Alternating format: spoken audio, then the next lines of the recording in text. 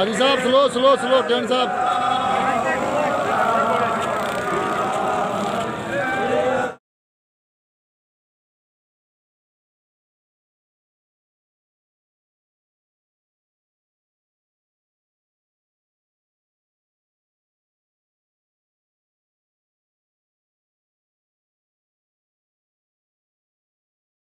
और आपने नल गाने हैं हुकूमती सॉरी ये ना अहल हुकूमत हाय हाय ये ना अहल हुकूमत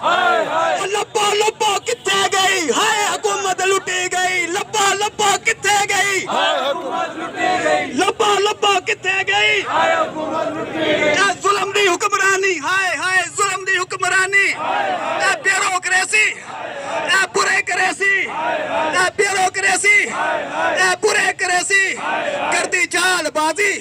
करदी चालबाजी हुकूमती पिट्ठू हुकूमती पिट्ठू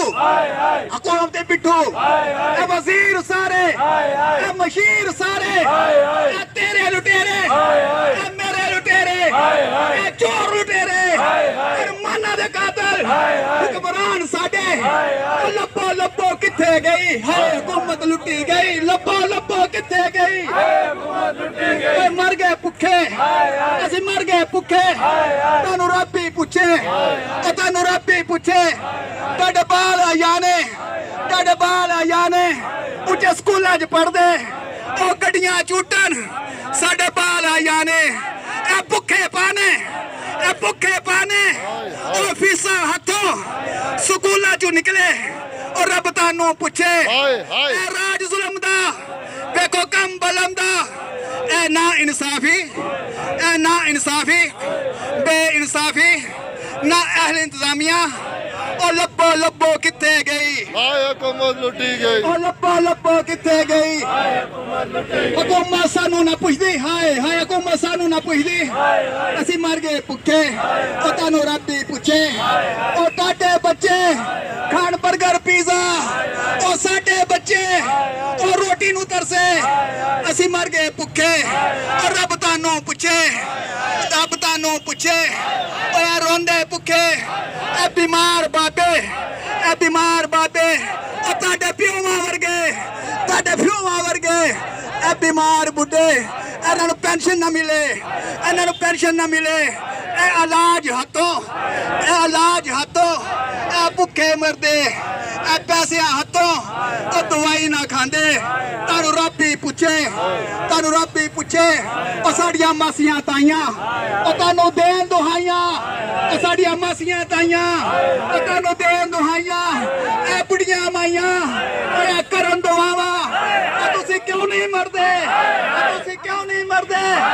ਤੁਹਾਨੂੰ ਰੱਬ ਹੀ ਪੁੱਛੇ ਤੁਹਾਨੂੰ ਸ਼ਰਮ ਨਾ ਆਵੇ ਤੁਹਾਨੂੰ ਹਯਾ ਨਾ ਆਵੇ ਸਾਡਾ ਹੱਕ ਨਹੀਂ ਦਿੰਦੇ ਇਹ ਹੁਕੂਮਤ ਵਾਲੇ ਲੱਭੋ ਲੱਭੋ ਕਿੱਥੇ ਗਈ ਲੱਭੋ ਕਿੱਥੇ ਗਈ ਇਹ ਦੇਣ ਝੂਠੇ ਦਲਾਸੇ ਲੈਂਦੇ ਝੂਠੇ ਲਾਰੇ ਕਰਦੇ ਝੂਠੇ ਵਾਦੇ ਔਰ ਰੱਬ ਤੁਹਾਨੂੰ ਪੁੱਛੇ ਇਹਨਾਂ ਦੇ ਜ਼ਮੀਰ ਸੁੱਤੇ ਔਰ ਰੱਬ ਤੁਹਾਨੂੰ ਪੁੱਛੇ ਉਹ ਗੋਸ਼ਤ ਖਾਂਦੇ ਇਹਨਾਂ ਦੇ ਕੁੱਤੇ ਉਹ ਸਾਨੂੰ ਰੱਬਾ ਕੋਈ ਹਾਲ ਨਾ ਪੁੱਛੇ ਅੱਜ ਸੜਕਾਂ ਉੱਤੇ ਇਹਨਾਂ ਹੱਥੋਂ ਬੈਠੇ ਉਹ ਲੱਭੋ ਕਿੱਥੇ ਗਈ ਉਹ ਲੱਭੋ ਕਿੱਥੇ ਗਈ ਉਹ ਤੁਹਾਡੇ ਚਾਚੇ ਅੱਬੇ ਤੁਹਾਡੇ ਬਾਲ ਬੱਚੇ ਅੱਜ ਸੜਕਾਂ ਉੱਤੇ ਉਹ ਵੀ ਬੈਠਣ ਭੁੱਖੇ ਤੁਹਾਡੇ ਰੋਡ ਸਰਿਆਣੇ ਉਹ ਤੁਹਾਨੂੰ ਪਤਾ ਲੱਗੇ ਉਹ ਰੱਬ ਤੁਹਾਨੂੰ ਹੀ ਪੁੱਛੇ ਉਹ ਸਾਡੇ ਕਿੰਨੇ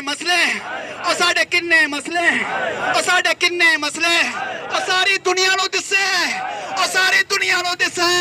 ਉਹ ਤੁਹਾਨੂੰ ਕੋਈ दवाई ना लभे करियाने वाला ओ सानू पूछे ए दुध वाला। अम्मा बाद फाउज बिल्लाहि मिनश शैतानिर रजीम बिस्मिल्लाहिर रहमानिर रहीम। मेरे इंतहाई वाजिबुल एहतराम बुजुर्गों, भाइयों, दोस्तों और साथियों, अस्सलाम वालेकुम। अभी इस्लामाबाद मीरपुर से काफ़ी लोग और आए हैं। मैं उनको खुशामदीद कहता हूँ और उनका शुक्रिया अदा करता हूँ। तो बातें तो यहाँ है कोई नहीं जो नहीं करनी है हमने, चूँकि ये बड़ा अरसा हो गया हमें यहाँ तकरीरें करते हुए। एक ही बात हमने करनी है कि जनाब वज़ीर-ए-आज़म आज़ाद हुकूमत रियासत जम्मू कश्मीर मुल्क से बाहर हैं,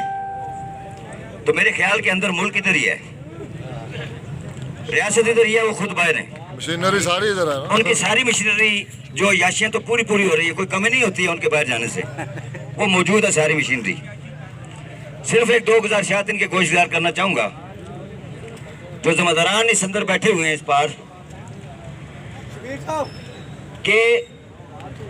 अब सब्र की इंतहा हो गई है